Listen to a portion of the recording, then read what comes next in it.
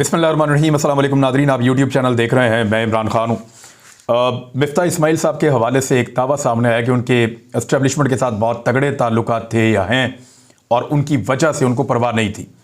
देखिए, हम कुछ चीज़ें बड़ी क्लियर कर देते हैं। मामला ऐसी जगह पहुँच गए हैं कि क्लैरिटी होना ज़रूरी है। वाकई में मिफ्ता इस्माइल साहब के जनरल कमर जावेद बाजवा के साथ अच्छे ताल्लुकात थे और जनरल कमर जावेद बाजवा साहब जब भी मुलाकातें करते थे सहाफ़ियों के साथ या बाकी लोगों के साथ, तो वो क्लियरली कहते थे कि ये बात मुझे मिफ्ता इस्माइल ने बताई है। कई मरतबा उन्होंने कोट किया कि ये वाली बात मुझे मिफ्ता इस्माइल ने बताई है। गो उन्होंने ये कभी नहीं कहा कि मेरे मिफ्ता इस्माइल से अच्छे ताल्लुकात हैं, लेकिन मिफ्ता इस्माइल साहब ये क्लेम करते रहे हैं कि उनके जनरल बाजवा के साथ अच्छे ताल्लुकात हैं और बहुत सारे लोग ये जानते हैं कि उनके जनरल बाजवा के साथ मुलाकातें और अच्छे ताल्लुकात रहे हैं। और जनरल बाजवा अक्सर जब कोई इन्फॉर्मेशन देते थे मईशत के बारे में, तो वो यानी एक वाक़या तो मुझे बड़ी अच्छी तरह याद है कि जनरल साहब कह रहे थे कि इसहाक डार ने पाकिस्तान की इकॉनमी को तबाह कर दिया। अगर कोई ज़िम्मेदार है पाकिस्तान की इकॉनमी को इस जगह पर पहुंचाने के लिए, तो वो साबिक वज़ीर ख़जाना जो पाकिस्तान मुस्लिम लीग नून के दौर में थे, इसहाक डार, वो ज़िम्मेदार हैं। और जनरल कमर जावेद बाजवा बड़ी कन्विक्शन के साथ ये बात कर रहे थे। तो जब ये बात आगे बढ़ी तो जनरल साहब ने ये कहा कि जब मिफ्ता इस्माइल वज़ीर ख़जाना थे तो उस वक्त वो हमारे पास आए थे, तो उन्होंने मुझे बताया था कि दुआ करें कि हमारी हुकूमत ना आए पाकिस्तान में। ये 2018 वाले इलेक्शन से पहले की बात मैं आपको बता रहा हूँ कि 2018 के इंतखाबात से पहले मिफ्ता इस्माइल साहब ये कह रहे थे उस वक्त के आर्मी चीफ को, जनरल कमर जावेद बाजवा साहब को, कि दुआ करें हमारी हुकूमत ही ना आए। तो उन्होंने कहा कि आपकी पार्टी इलेक्शन लड़ रही है, आपको तो हुकूमत में आना हर पार्टी की ख्वाहिश होती है। तो मिफ्ता साहब ने यह फरमाया जनरल कमर जावेद बाजवा साहब को कि इस वक्त इकॉनमी की जो हालत है, जिसकी भी हुकूमत आई 3 साल तक कमर ही सीधी नहीं हो सकेगी। हमने इस किस्म की माइंस बिछा दी हैं इकॉनमी में, डार साहब जो करके गए हैं इस मुल्क की इकॉनमी के साथ, और जो अब ज़बरदस्ती करवाया जा रहा है, जो भी हुकूमत आएगी 3 साल तक उसकी कमर सीधी नहीं होगी। वो 3 साल इमरान खान ने गुजारे हैं, कमर सीधी ना होने वाले 3 साल। बल्कि उन 3 सालों के अंदर इमरान खान साहब को कोरोना का भी सामना करना पड़ा, आलमी वबा का। इसके बावजूद उन्होंने 3 साल में डिलीवर किया और 3 साल के बाद उनसे हुकूमत छीन ली गई। जब वो डिलीवर करने के बाद, यानी कुछ भी करके उन्होंने पैसा वैसा इकट्ठा किया, अब जब परफॉर्म करने का वक्त था, जब वक्त था कि लोगों को रिलीफ देते, तो उनसे हुकूमत छीन ली गई। और फिर पाकिस्तान में लोग इतने नाराज हुए और कॉन्फिडेंस इतना ज़्यादा लोगों का गिर गया कि पूरी की पूरी इकॉनमी का पट्टा बैठ गया और तब से लेकर अब तक कंट्रोल नहीं हो रहा। अब पहले इसहाक डार साहब मिफ्ता इस्माइल पे डाल रहे थे, अब मिफ्ता इस्माइल साहब जो हैं वो इसहाक डार साहब पे डाल रहे हैं। यानी मिफ्ता इस्माइल ने कहा कि डार साहब गलत कह रहे हैं, जो अदायगियां करनी है हमने कर्ज की, उसके लिए 36 अरब डॉलर का इंतज़ाम मैं करके गया था, हो गया था। डार साहब कहते हैं कि मिफ्ता इस्माइल ने इंतज़ाम नहीं किया। मिफ्ता इस्माइल कहते हैं कि मैंने इंतज़ाम कर दिया था। जब ही IMF ने किस्त अदा की थी, यानी मैंने इंतज़ाम किया था तो IMF ने हमें किस्त दी थी ना। अगर मैं इंतज़ाम ना करता तो वो किस्त ना देते। आपने IMF को आंखें दिखाई हैं। यानी अब डार साहब के बारे में कह रहे हैं कि डार साहब ने IMF को आंखें दिखाई हैं। अक्टूबर में होने वाले मुज़ाकरात अब तक मुकम्मल ना हो सके। यानी डार साहब वो आदमी हैं जिन्होंने आकर क्लेम किया कि मेरा बड़ा तजर्बा है, मेरा कई दहाइयों का तजर्बा है IMF के साथ डील करने का, तो मसला ही कोई नहीं है। दहाइयों का तजर्बा है, बड़ा लंबा तजर्बा है, IMF के साथ लंबा डील करता चला आ रहा हूं, डार साहब ने फरमाया। अब हालात ये है कि अक्टूबर में मुज़ाकरात नहीं हुए, नवंबर में नहीं हुए, दिसंबर में भी नहीं हो रहे, जनवरी में उम्मीद है कि मुज़ाकरात होंगे। 1 तिमाही का डिले हो गया IMF के साथ बातचीत आगे बढ़ने में। और डार साहब को खुश करने के लिए, उनकी काबिलियत दिखाने के लिए ज़बरदस्ती कुछ चीज़ों को आर्टिफिशियली कंट्रोल किया गया। ये मिफ्ता इस्माइल साहब ने अब पोल खोल दिए हैं, ये मैं आपको भी दिखाता हूं। मुस्लिम लीग नून में समझदार लोग जो जानते हैं कि डार साहब गलती कर रहे हैं, ये सबको पता है। ये क्लेम किया है मिफ्ता इस्माइल साहब ने। उन्होंने कहा IMF को साथ रखना है तो एक्सचेंज रेट अपनी मर्जी का नहीं रख सकते। अब ये क्या होता है ज़रा समझ लें आप। एक्सचेंज रेट ये होता है कि डॉलर बैंक के अंदर कितने का है और ओपन मार्केट में कितने का है। एक्चुअली जो ओपन मार्केट में डॉलर की वर्थ है वही असल वर्थ है, वो सही वर्थ वो है जो ओपन मार्केट के अंदर है। बैंक के अंदर जो डॉलर की कीमत को कम रखा गया 225 रुपए का, तो मुझे दे दें 225 रुपए का, मैं मांग लेता हूं, मुझे दे दें। कोई और मांगता है उसको दे दें, XYZ कोई और मांगता है उसको दे दें, नहीं देंगे। वजह यह है कि जो उसकी सही प्राइस है वो 250 रुपए से ऊपर की या उसके आसपास की है और वो ओपन मार्केट के अंदर उतने का बिक रहा है। तो बैंकिंग चैनल से डॉलर जो पाकिस्तान भेजते हैं, वो कोई पागल तो नहीं है कि वहां से अगर मिसाल के तौर पे $1 भेजा उन्होंने, तो यहां पे 225 रुपए पाकिस्तान में मिलेगा, उसके लिए वो टैक्स भी पे करेंगे। लेकिन अगर कोई बैंकिंग चैनल के बगैर भेजता है तो उसको 250 रुपए मिलेंगे, यानी वो 25 रुपए ज्यादा ले रहा है और टैक्स से भी बच रहा है। तो लोग हवाला और हुंडी का इस्तेमाल तब करते हैं जब एक्सचेंज रेट के अंदर फर्क बहुत ज्यादा हो जाता है। इतनी सी बात डार साहब को समझ नहीं आ रही, समझ तो आ रही है, लेकिन अपनी जिद पूरी करने के लिए, अपनी जिद पे डटे रहने के लिए, अपनी जिद पर खड़े रहने के लिए कि मैं डॉलर को 200 का करके दिखाऊंगा, मसनूई तौर पे डॉलर को नीचे रोका हुआ है। और इसकी वजह से लोग अब हवाला और हुंडी के जरिए से डॉलर पाकिस्तान भिजवा रहे हैं कि हमारे घर वालों को ज्यादा पैसे मिल जाएंगे। यानी अगर हम बैंक के जरिए भेजेंगे 225 रुपए मिलेंगे, बैंक के बगैर भेजेंगे 250 रुपए मिलेंगे। तो क्यों ना हम 250 रुपए लें। ये कोई भी आदमी ऐसा ही करेगा, कोई भी आदमी ऐसा ही करेगा, नॉर्मल चीज है, दुनिया के किसी मुल्क में होगा, हर मुल्क के अंदर यही होगा। लेकिन डार साहब को जिद पूरी कर दी है कि मैंने इसको 200 पे लाना है। तमाम माशी माहिरीन तज्जियाकार मुत्तफिक हैं, इसहाक डार की माशी पॉलिसीज माशी बहरान को मुकम्मल तबाही की जानिब धकेल रही हैं। डॉलर की मौजूदा 250 रुपए की कदर को 200 रुपए से कम की जानिब ले जाने की जो जिद है वो मुल्क के लिए आफत से कम नहीं है।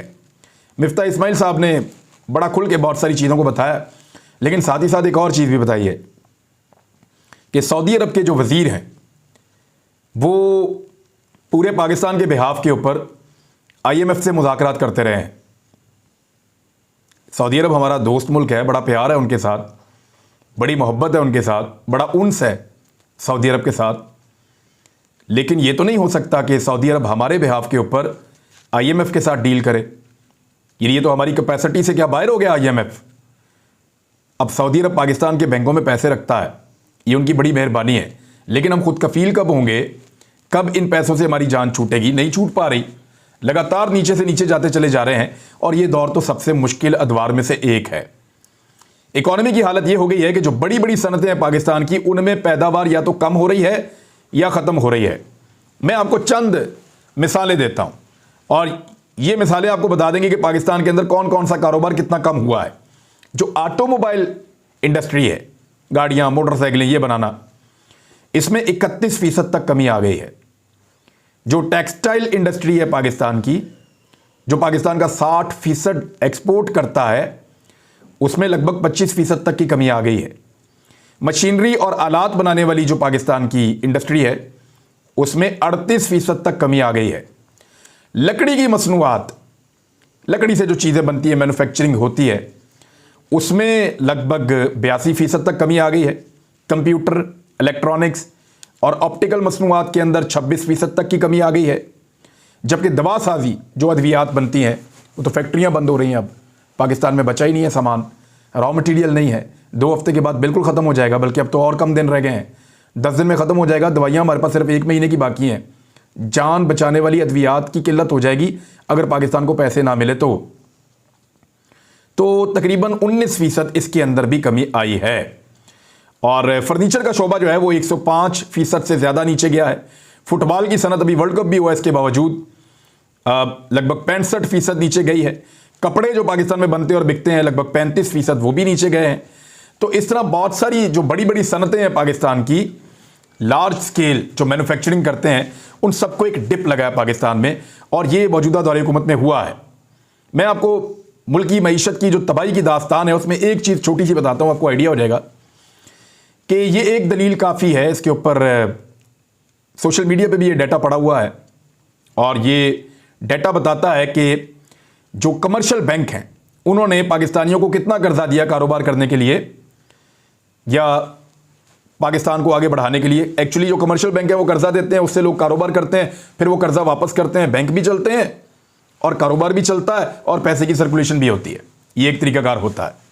यानी अगर आप निजी सेक्टर को जो कर्जे देते हैं बैंक, उसका डाटा अगर गौर से देखें तो कमर्शियल बैंक ये कर्जा देते हैं, उससे मुल्क जरा आगे बढ़ता है, चलता है। प्राइवेट लोग कर्जा लेते हैं, घर बनाते हैं, कारोबार करते हैं, फिर वो कर्जा भी वापस करते हैं, बैंक को भी पैसा मिलता है, मार्केट में भी पैसे की सर्कुलेशन होती है। पिछले साल के जो पहले 5 महीने थे, जो माली साल शुरू होता है जुलाई, अगस्त, सितंबर, अक्टूबर, नवंबर, ये 5 महीने, पिछले साल इसमें कमर्शियल बैंकों ने 476 अरब रुपए का कर्जा दिया था पाकिस्तानियों को, और इस साल ये कम होकर सिर्फ 27 अरब रुपया रह गया है।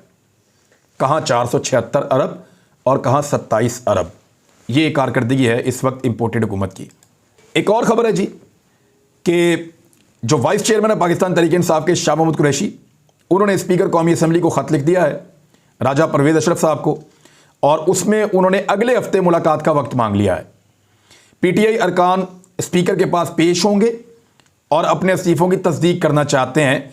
ये है ख़त का मतन जो शाह महमूद कुरैशी साहब ने लिखा है कि हम आ रहे हैं और आकर अपने इस्तीफ़ों की तस्दीक कर रहे हैं, उसके बाद कोई ऑप्शन बचेगा नहीं, वो फिर वहाँ पे उन हलकों में इलेक्शन ही होगा। पाकिस्तान तहरीक-ए-इंसाफ के जो 125 अरकान हैं, अब बाकी 125 बच गए ना, 20 तो उधर निकल लिए थे, कुछ के ऊपर इलेक्शन हो गया था, 125 हैं। ये जाकर तस्दीक करना चाहते हैं कि जनाब हमने इस्तीफ़ा दे दिया है, हम इस असेंबली का हिस्सा नहीं रहना चाहते, हमारे इस्तीफ़े मंजूर किए जाएँ। शाह महमूद कुरैशी साहब ने लेटर लिख दिया है और इसके ऊपर अमल दरामद होगा। ब्रेन ड्रेन के बारे में जो सिचुएशन इस वक्त पाकिस्तान में है, इससे पहले कभी ऐसी सिचुएशन नहीं देखी गई। ये खबर जो है बिजनेस रिकॉर्डर ने छापी है और लगातार इसके ऊपर मैं बात कर रहा हूं कि पाकिस्तानी जो दिमाग वाले पाकिस्तानी हैं, सरमाए वाले पाकिस्तानी हैं, जो पाकिस्तान को चलाने का काम कर सकते हैं, ये ज़हीन लोग पाकिस्तान को छोड़कर जा रहे हैं। अगर आप पिछले कई सालों का डाटा देखें तो सिर्फ PMLN के दौरे हुकूमत में 2015-16 में बड़ी तादाद में लोग पाकिस्तान से बाहर गए थे, और अब 2022 में लोग उतनी बड़ी तादाद में पाकिस्तान से बाहर जा रहे हैं। और ये पिछले 8 महीनों की कारकर्दगी है। 7.5 लाख लोग पाकिस्तान छोड़कर बाहर निकल लिए। इनमें डॉक्टर्स हैं, इंजीनियर्स हैं, बाकी लोग हैं। लेकिन लेबर तो बाहर जानी चाहिए, बहुत बड़ी तादाद में जानी चाहिए, और स्किल्ड लेबर जानी चाहिए। ज़र मुबादला आता है पाकिस्तान में, लेकिन जो ब्रेन ड्रेन है वो नहीं होना चाहिए। और अनफॉर्चुनेटली इस मरतबा जो अदाद शुमार आ रहे हैं वो ब्रेन ड्रेन हो रहा है, और वो नहीं होना चाहिए। बदकिस्मती ये है कि पाकिस्तान अपनी खारजा पॉलिसी में ऐसा लगता है मुकम्मल तौर पे नाकाम है। पाकिस्तान का जो एक कदरे महफूज बॉर्डर करार दिया जा रहा था, अफगानिस्तान और पाकिस्तान का बॉर्डर, वहाँ पे एक हफ्ते में दूसरी मरतबा लड़ाई हुई है। और इस मरतबा जो BBC की खबर छपी है उसके मुताबिक 15 पाकिस्तानी जो हैं वो शहरी ज़ख्मी हुए हैं, और एक शहादत भी मुख्तलिफ खबरों में रिपोर्ट हो रही है, लेकिन उसकी कन्फर्मेशन नहीं है। अब तक जो है वो हुकूमत की जानिब से इस पर कोई दावा नहीं किया गया, लेकिन ये लगातार फायरिंग हो रही है दो तरफा। और वहाँ पे जो बॉर्डर के ऊपर तालिबान हुकूमत के फोर्सेस मौजूद हैं, वो पाकिस्तान की जानिब शेलिंग और फायरिंग कर रही हैं। देखिए, ये इंतहाई संजीदा और हसास मामला है। अफ़गानिस्तान पाकिस्तान का एक हमसाया मुल्क है, वहाँ पे जब जब हालात ख़राब होते हैं उसका असर पाकिस्तान पर आता है, और ये बॉर्डर पाकिस्तान के लिए बहुत हसास है। पाकिस्तान की तवज्जो ज़्यादातर इंडियन बॉर्डर की तरफ रहती है, और वहीं पर रहनी चाहिए। ये अफ़गानिस्तान वाला मामला अमन के साथ हल होना चाहिए। पाकिस्तान की ये बड़ी लंबी ख्वाहिश है, ज़िया दौर से, बेनज़ीर दौर से, नवाज शरीफ दौर से, इमरान खान दौर, परवेज़ मुशर्रफ दौर। लेकिन माजी में मुख्तलिफ रिपोर्ट्स के मुताबिक इंडिया ने बहुत सारे कैंप्स बनाए थे इस खित्ते के अंदर, पाक अफ़गान बॉर्डर के साथ साथ, और ये जो कैंप्स इंडिया ने बनाए थे उसकी वजह से पाकिस्तान में दहशतगर्दी आती थी। अब कुछ रिपोर्ट्स ऐसी हैं कि इंडिया रीएक्टिव कर रहा है अपने आप को दोबारा से अफ़गानिस्तान में, और पाकिस्तान के पास जो एक अपॉर्चुनिटी थी कि इस एरिया को एक महफूज एरिया बनाया जाए अफ़गानिस्तान की हुकूमत के साथ मिलकर, वो अपॉर्चुनिटी ऐसा लगता है कि पाकिस्तान की मौजूदा हुकूमत की ये कैपेसिटी नहीं है कि उससे फ़ायदा उठाए। तो इसको नहायत संजीदगी से हसास मामले को देखना होगा, और आने वाले दिनों में इस पर काम करने की ज़रूरत है। दूसरी जानिब इमरान खान साहब ने मुशावरत अपनी मुकम्मल कर ली है, और क्योंकि हफ्ते वाले दिन उन्होंने जलसा करना है, और उसमें उन्होंने अनाउंस करना है कि कब वो असम्बलियाँ तहलील करेंगे, और उनके लोग जाकर स्पीकर कौमी असम्बली को भी इस्तीफ़े फ़र्दन देकर आएंगे। लेकिन इसमें एक प्रोपेगेंडा किया जा रहा था, और अदालत के पास भी गालिबन गलत इन्फॉर्मेशन थी। फवाद चौधरी साहब ने उसकी तस्दीक करवाई है। प्रोपेगेंडा ये किया जा रहा था कि पाकिस्तान तहरीक-ए-इंसाफ के लोगों ने इस्तीफ़े तो दे दिए हैं, असम्बली में जा नहीं रहे, लेकिन वो तनख्वाहें ले रहे हैं।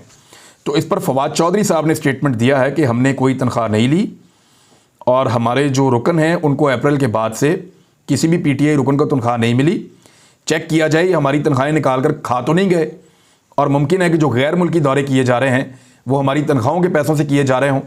तो ये फवाद चौधरी साहब ने कहा है। तो ये तो अगर आप जा नहीं रहे, अटेंड नहीं कर रहे कौमी असम्बली को, तो फिर तनख्वाहें लेना तो बिल्कुल नाजायज़ है। लेकिन फवाद चौधरी साहब कह रहे हैं कि कोई तनख्वाह पाकिस्तान तहरीक-ए-इंसाफ वसूल नहीं कर रही अप्रैल के बाद से लेकर अब तक, तो फिर तो उसूली तौर पर ठीक है। इमरान खान साहब ने कानूनी मुशावरत फाइनल कर ली है अपनी। उनको ये बताया गया है कि जब असम्बलियाँ तहलील करने का लिख कर भिजवा दिया जाएगा गवर्नर को, तो गवर्नर के पास कोई ऑप्शन नहीं है कि वो असम्बलियाँ तहलील ना करे, और अगर वो नहीं भी करेगा तो 48 घंटों के अंदर अंदर असम्बली खुद ब खुद तहलील हो जाएगी।